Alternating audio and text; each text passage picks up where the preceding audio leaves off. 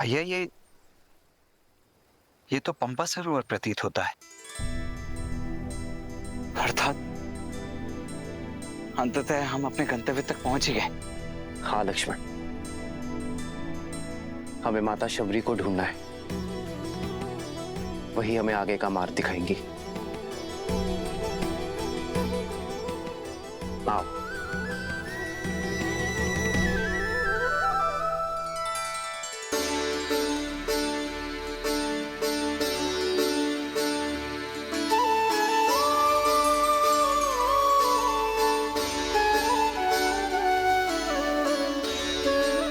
राम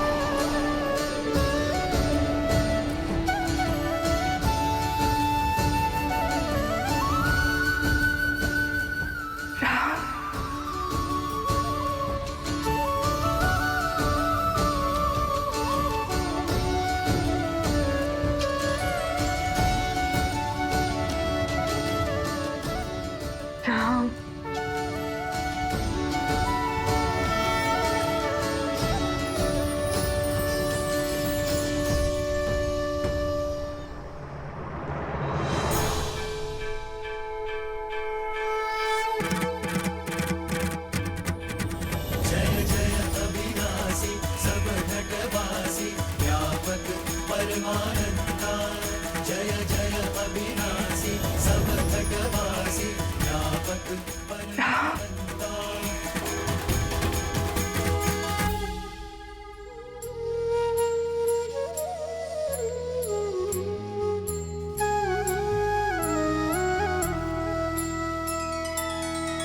श्री रामचंद्र कृपालु भजु मन हरण भव भय दारुणम नव कंज लोचन कंज मुख कर कंज पद कंजारुणम। भगवान के अवतार का केवल नहीं गुणगान है, कैसे नारायण बने नर इसका पावन ज्ञान है। श्री राम श्री राम श्री राम श्री राम। आज ऋषि मतंग की वाणी सत्य हो गई। मैं जानती थी आप अवश्य आएंगे मेरे जीवन का उद्धार करने के नहीं माता,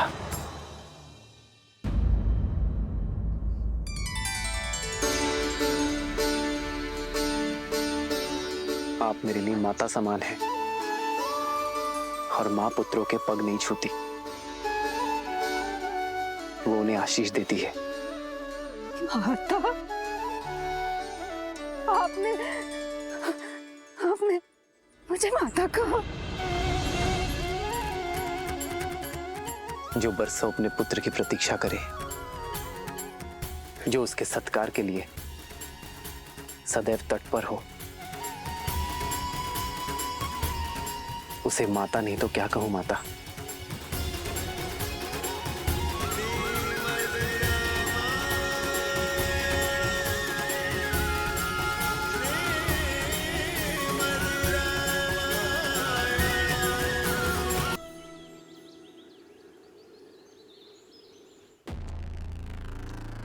सर्वश्रेष्ठ श्रृंगार चाहिए मुझे, शीघ्र अतिशीघ्र।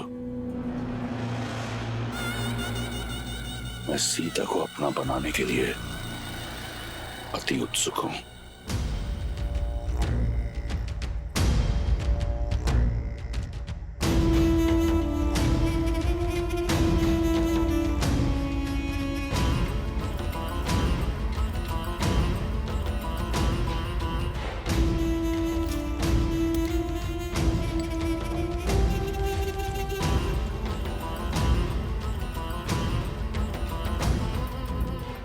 ये श्रेष्ठ पोशाक है लंकेश, आपके जीवन के सबसे श्रेष्ठ पल के लिए।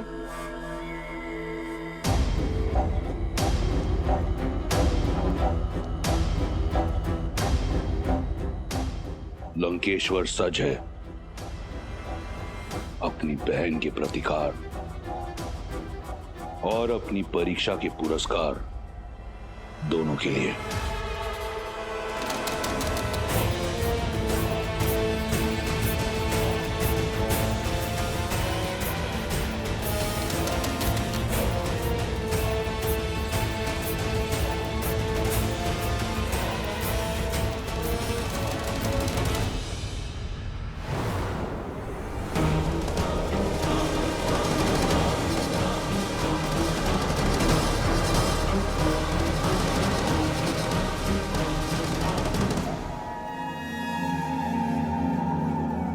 वयम राक्षसम त्रिजटा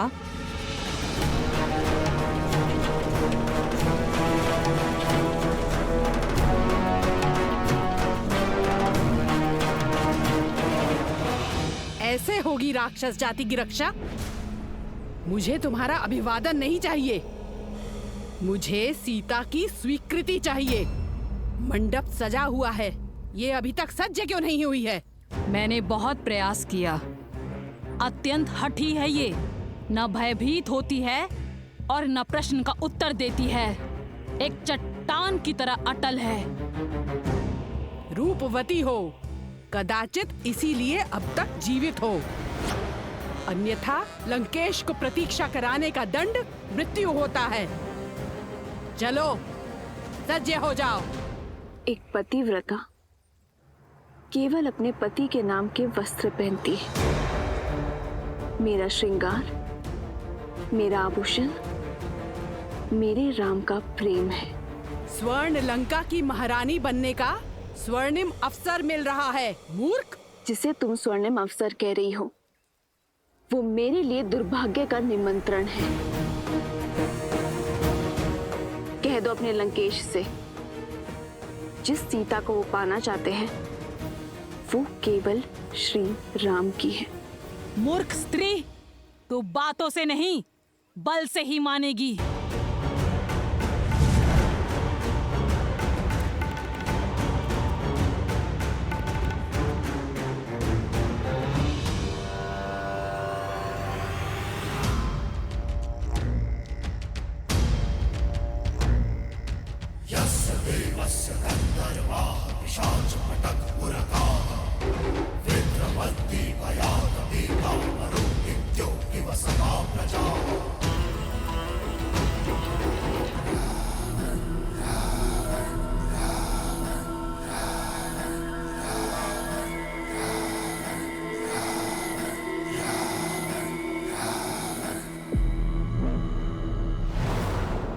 कहाँ है मेरी वधू?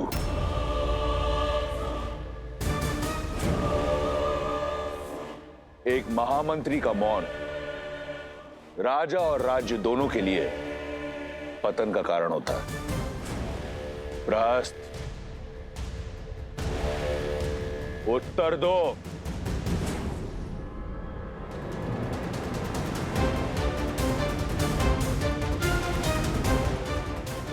प्रहस्त, मेरे प्रतिशोध का पारितोष सीता कहाँ है?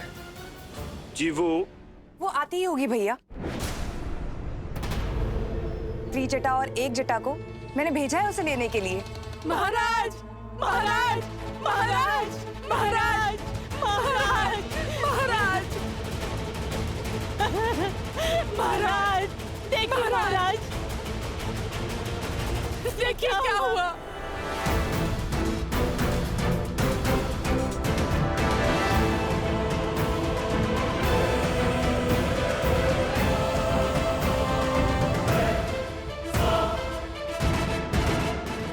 कैसे हुआ ये सब? मैं नहीं जाऊंगी, मैं केवल श्री राम की हूं। अनर्थ मत करो। दया लंकापति नहीं करेंगे। यदि विलंब हुआ तो प्रतीक्षा उन्हें क्रोध दिलाती है। शीघ्र सज्ज हो जाओ। देखो, मंडप तो तुम्हें ले जाना ही है। स्वेच्छा से चलो तो पीड़ा कम होगी, अन्यथा राक्षसों को घसीटने का अभ्यास बहुत है।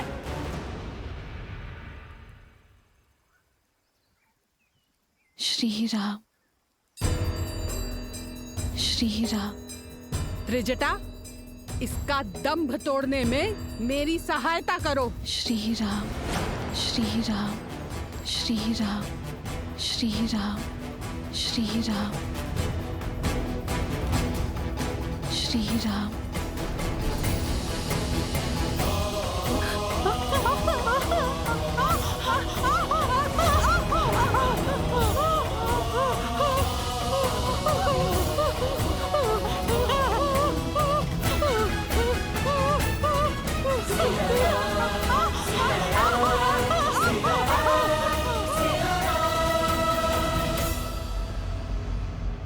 महाराज, बलपूर्वक उसे घसीट के लाने का प्रयास कर रहे थे हम। उसके स्पर्श मात्र से ही हमारे हाथ। एक क्षण।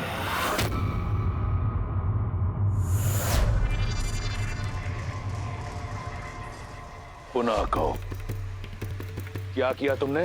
हम बलपूर्वक उसे घसीट के लाने का प्रयास। मौन! अपमान किया है तुमने। लंका की भाभी महारानी का।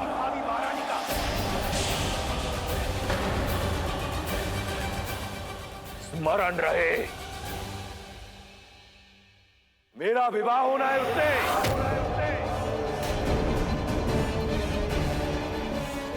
लंका की होने वाली महारानी को पशुओं की भांति घसीटा तुमने। अगर ये भूल दोबारा हुई तो जीवित जला दूंगा। मैं स्वयं जाऊंगा उसे लेने।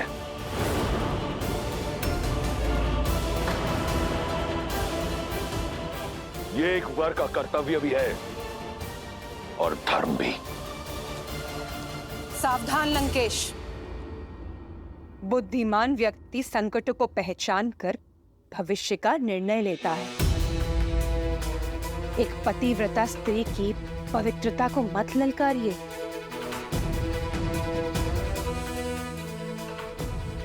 अभी तो केवल एक जटा और त्रिजटा के हाथ जले हैं। कहीं ऐसा ना हो सीता की कोमल काया से निकलने वाली पवित्रता की कठोर अग्नि संपूर्ण लंका को भस्मी कर दे।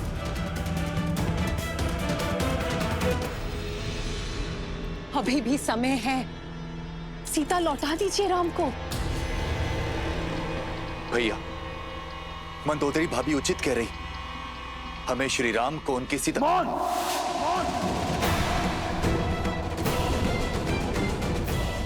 परामर्श नहीं मांगा मैंने। अपना भविष्य स्वयं इन्हीं हाथों से लिखा है मैंने। प्रहार से, प्रयास से। आज शनि मेरा दास है। लंका का काल कोठरी में बंद है।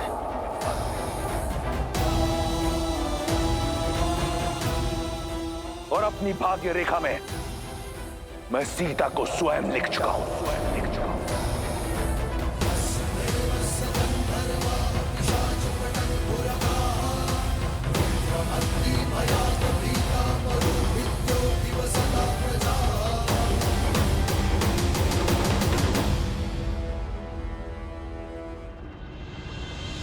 खड़े क्यों है? थक कर आए होंगे ना। चलिए अंदर आकर मेरी कुटिया में विश्राम कीजिए। मेरी प्रतीक्षा का अंधकार आपके आगमन के दीपक से मिट जाएगा। आइए। अवश्य माता। आओ लक्ष्मी।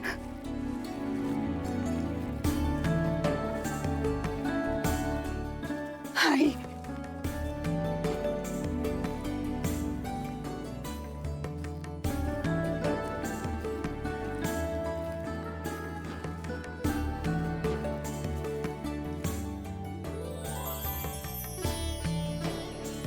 ऐसी रंगोली मैंने आज तक नहीं देखी माता। इसमें आपकी भक्ति का ही तो रंग है राम।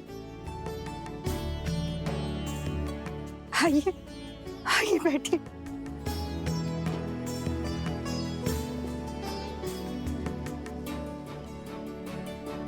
परसों से आपके आगमन की प्रतीक्षा करती रही। यदि सत्कार में कोई त्रुटि हो जाए तो मुझे क्षमा करें राम। माँ की ममता हर कमी पूरी कर देती है। आपको क्षमा मांगने की कोई आवश्यकता नहीं है।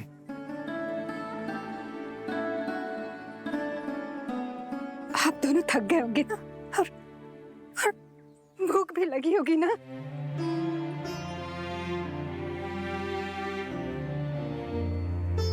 हाँ माता, भूख तो बहुत लगी है। कुछ खिलाइए ना। मैं अभी लाई राम, अभी लाई।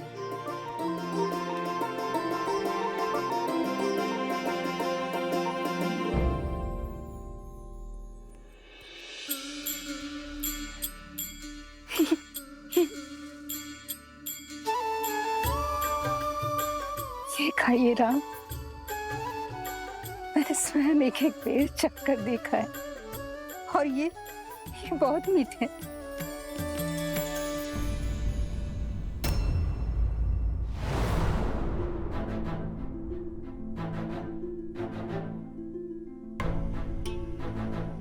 अतिथि को झूठे भेर खिलाएंगी आप?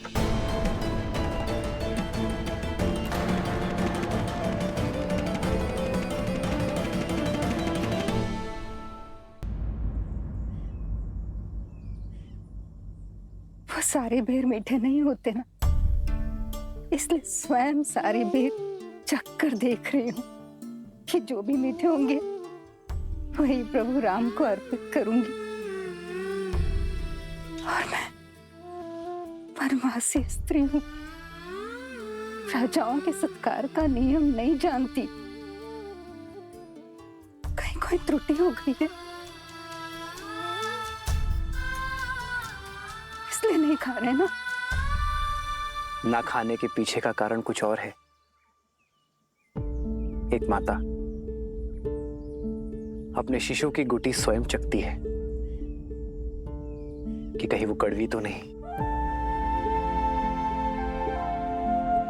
और फिर मधु मिलाकर अपने शिशु को अपनी उंगली से चटाती है। एक माँ दूध गर्म है या नहीं ये स्वयं चखती है और फिर अपने शिशु को पिलाती है। माँ तो वो है जो अपने पुत्र के सुख के लिए विष को भी चख ले। जो व्यंजन माता बनाए पुत्र को उसे मां के हाथों से खाने में ही आनंद आता है। आपके हाथों से बेर और मीठे लगेंगे माता। मेरे हाथ से खाओगे राम? मेरे हाथ से? क्यों नहीं माता, आज आपको देखकर बरसों बाद ऐसा लगा जैसे मेरी तीनों माताएं मिल गई मुझे। माता,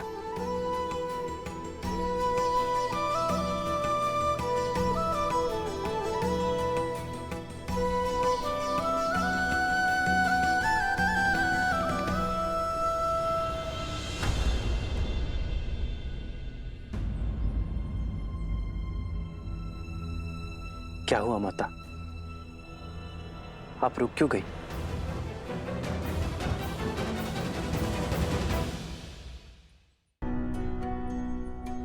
मैं एक साधारण सी वनवासी स्त्री हूँ और आप अयोध्या के राजकुमार। मैं आपको ये बेर कैसे खिला सकती हूँ? गुरुदेव मदन के आश्रम में मुझे ज्ञान तो मिला, किंतु अपने कुल के कारण स्वीकृति नहीं।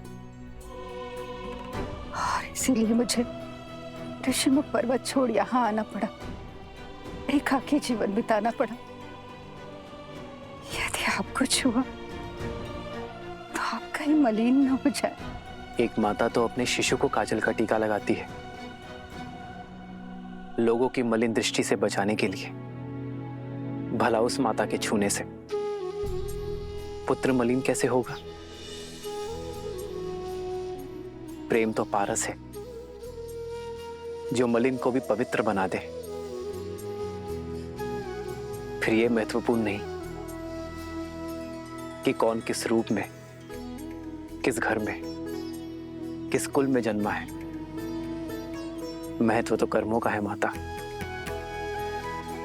तो अपने ही पुत्र को अपने हाथों से खिलाने में कैसी झिझक माता? खिलाइए ना।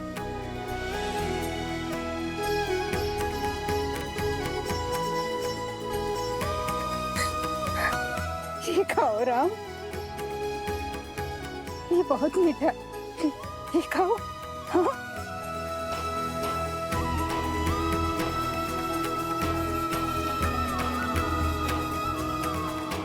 सच में माता, ये तो अमृत सा मीठा है।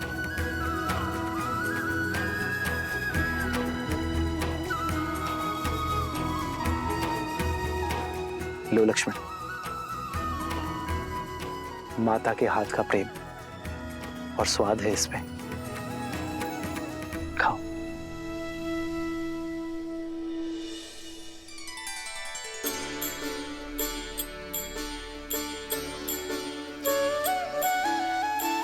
वही रघुवर की बन के मैया, वही रघुवर की बन के मैया, चख चख बेर खबाई,